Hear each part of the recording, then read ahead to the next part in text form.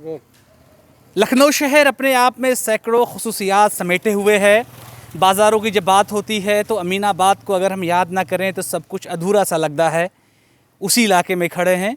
पीछे से कैसर बाग का जो रोड है वो आता है, अमीनाबाद को टच होता है।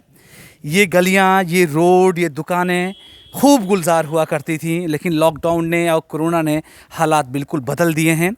अब क्योंकि रमज़ान का मुबारक महीना भी चल रहा है तो आप सोच सकते हैं कि इन गलियों में बिल्कुल कदम रखने से पहले भी आदमी हिचकता था कि आखिर हम नज़ीराबाद अमीनाबाद चलें तो कैसे चलें।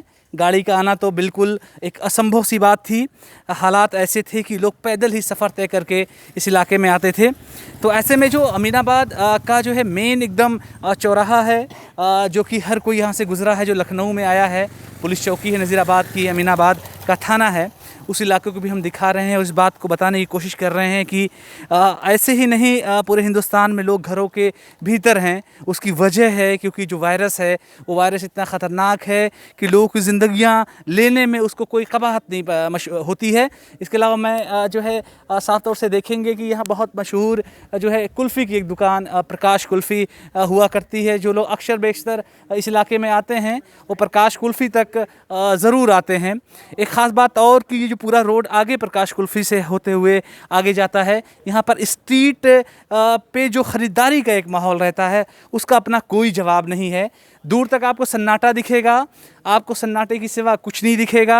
एसेंशियल सर्विसेज जो हैं वही सिर्फ खुली हुई हैं, चाहे वो दवा की दुकानें हों और चाहे रोज़मर्रा की जुड़ी हुई ज़िंदगियों से जुड़ी हुई जो चीज़ें हैं वही दुकानें खुली हुई हैं। ये तमाम जो है स्ट्रीट जो ख़रीदारी का एक माहौल अमीनाबाद में रहता था। और ये बात कहना गलत नहीं होगा कि जो आदमी अमीनाबाद नहीं आता था शायद उसकी ख़रीदारी पूरी नहीं हो पाती थी। यानी अमीनाबाद में आपको आना है तभी आपकी ख़रीदारी पूरी होगी। इन इलाकों में जहाँ सन्नाटा पसरा है हमने वो दौर भी देखा है कि पॉकेट में इन इलाकों में ख़रीदार अंदर दुकानों के जाते थे। यानी कि अगर 12 के तादाद में लोग अंदर ख़रीदारी कर रहे हैं तो 12 की तादाद में लोग बाहर इंतज़ार कर रहे हैं। यानी कि ख़रीदारी का वो आलम रहता था इन पूरे इलाकों में।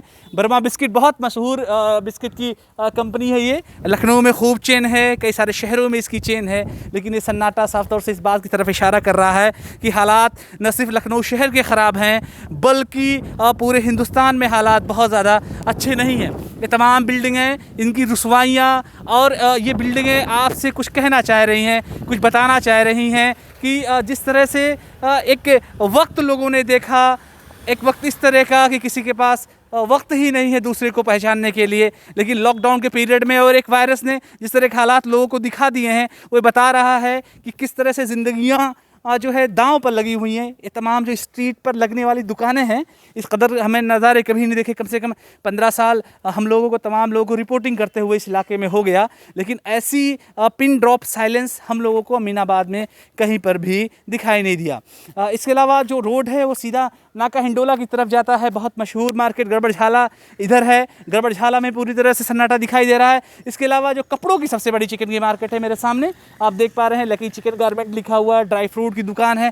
जो लोग लखनऊ में आते हैं वो सारे नज़ारे देख करके बदस्तूर पहचान जा रहे होंगे। मैं अगर लेफ़्ट साइड में ये देखे नज़ारे बिल्कुल आँखों में आंसू ला देने वाले ये नज़ारे हैं। आँखों में आंसू की जिक्र इसलिए मैं कर रहा हूँ क्योंकि हालात जो है आप जब देखेंगे कि कितने हज़ार लोगों की जो रोज़गार चलता था उस रोज़गार पर किस तरह से बट्टा लगा है। यानी एक पक्ष इस कोरोना का नहीं है कि सिर्फ ज़िंदगियां बचाने के लिए तमाम कवायद की जा रही है, बल्कि उसका दूसरा पक्ष ये है कि ये तमाम लोग जो अपने सामान बांध करके यहाँ से चले गए हैं, एकदम साफ तौर से जाहिर हो रहा है कि इस महामारी ने किस तरह का रूप लिया है, किस तरह के हालात बनाए हैं।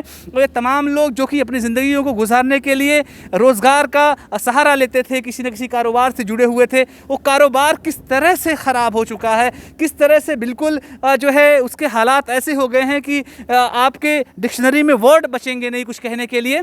कई लोगों के जो है ज़िंदगियां चलती थी क्योंकि जो आदमी यहाँ पर कारोबार करता रहा होगा उसकी अपने लोग रहे होंगे, अपनी फैमिली रही होगी। तो ऐसे में ये जो पूरे नज़ारे हैं अमीनाबाद के, जो कि अमीनाबाद शहर को, लखनऊ को अगर आपको समझना है तो उसके लिए आपको अमीनाबाद को समझना बेहद ज़रूरी है।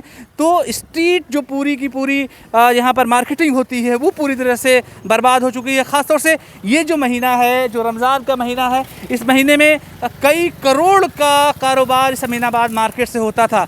सिर्फ हम कपड़े के कारोबार की बात नहीं कर सकते हैं, यहाँ किताबों की मार्केट हुआ करती थी, खान पान की अपनी मार्केट है, शॉपिंग कॉम्प्लेक्स अलग हैं। यानी कि लखनऊ में बड़ा क्या, छोटा क्या, मध्यम वर्गीय क्या, निम्न मध्यम वर्गीय क्या, अगर उसको अपनी शॉपिंग पूरी करना है तो उसको लखनऊ के अमीनाबाद मार्केट में ज़रूर आना है।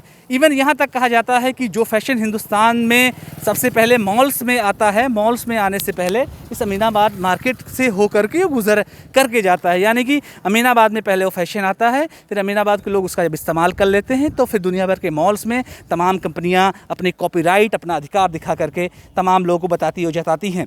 तो कोरोना वायरस और लॉकडाउन के बीच में कई सारे पक्ष ऐसे हैं जो कि इतना मानवीय हैं कि आप उसको पूरी तरह से बता ही नहीं सकते हैं। फ़िलहाल अमीनाबाद मार्केट के पूरे हालात थे। इसके बाद यहाँ पर खान पान से जुड़ी हुई भी गलियाँ हैं, उसके भी नज़ारे हम आपको दिखाएंगे, बताएंगे। इस वीडियो को बनाने में मेरे साथ एक बार फिर से मेरे सहयोगी गोपी गिरी ने मेरी मदद की, उनका शुक्रिया, और आप सबका इस वीडियो को देखने के लिए भी शुक्रिया।